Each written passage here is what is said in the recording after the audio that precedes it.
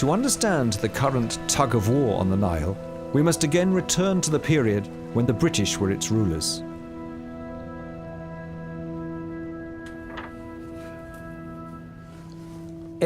After an Egyptian uprising against British colonial power in 1919, the country won formal independence in 1922. But to London, the Suez Canal and the military bases in Egypt were still extremely important.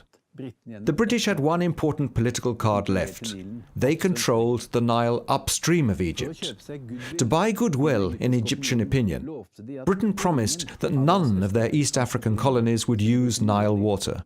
Moreover, should they at any time contemplate construction projects on the river, London gave Egypt the right to veto them.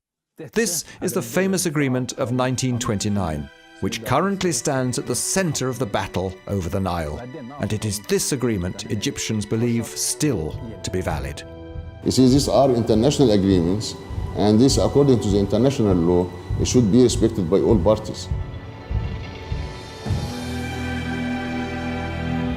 But the African countries upstream will no longer accept the old agreements.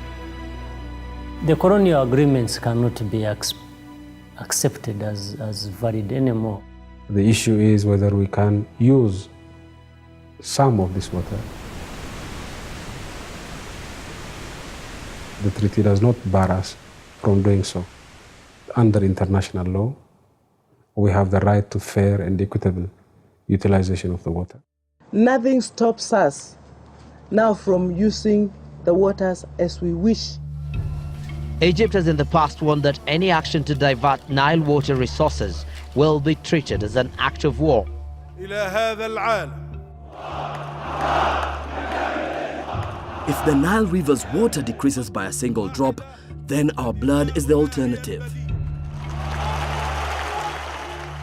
Egyptian political parties held a conference on Monday in the country's In capital. Cairo, experts from the Nile Basin gather for yet another meeting about how the Nile can be best exploited through collaboration between the 11 countries that share the river. Share the waters of the Nile, or how to cooperatively. I have been invited and have chosen to talk about why it is possible to find win-win solutions to the problems connected to huge rivers.